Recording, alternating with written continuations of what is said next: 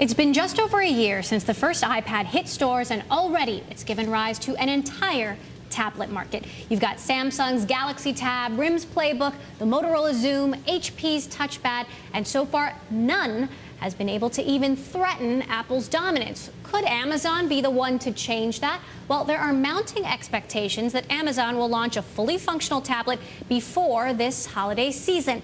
Joining us now, Kessler of Think Equity Partners, who covers Amazon and predicts a tablet rollout before the fourth quarter. Great to have you back here on Bloomberg West. So first of all, what do you know? When's it coming? What's it going to look like? Yeah, so we don't have a definitive date. We definitely think it'll be sometime in the fall, obviously before the holiday season. And we're hearing two tablets are likely, a 7-inch kind of media tablet and as well as a 10-inch more fully functional Android-like tablet to compete against other fully functional tablets out in the marketplace. So the big question is, the way I see it is kind of the iPad versus everyone else. Is this going to be a real contender with the iPad, or is it going to be just like everyone else? Yeah, so I think iPad will still likely have the lead, but I think people are looking for alternative solutions. And one advantage Amazon may have versus the other Android-based platforms is, one, they can sell directly versus going through distributors, which can lower their costs.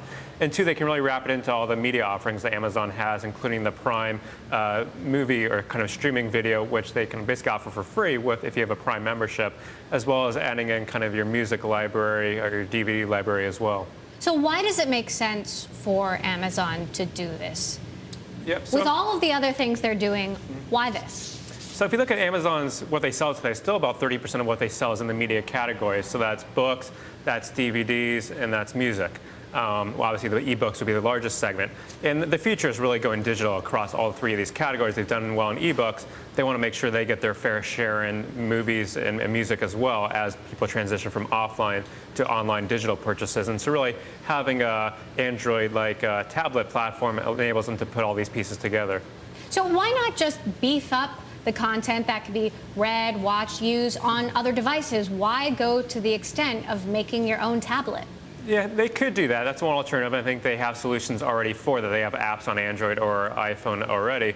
But they want to make sure, I think, that Android is also pushed along, and or that it's not everything goes to the iPad, as we've seen Apple's trying to restrict being able to sell some books on the iPad directly. So I think Amazon wants to make sure to push an alternative solution along. And they think they can, and it could be a good source of profits for Amazon as well, and they could also undercut pricing on other vendors. Speaking of profits, Amazon strangely does not release numbers for the Kindles sold.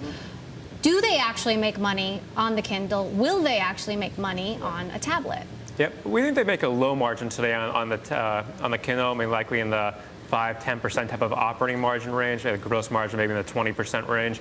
I think it's a pretty small profit. I think Amazon's strategy is a little different than Apple. Apple tries to make money on the device. They make maybe a 30–40% operating margin on their tablets, whereas I think Amazon will look to make a very small operating margin, but make more money on the media sales, more of a razor blades model. All right, Kessler of Think Equity, your tablet predictions for Amazon, we'll be watching to see if they come true. Thanks so much for joining us. Let's head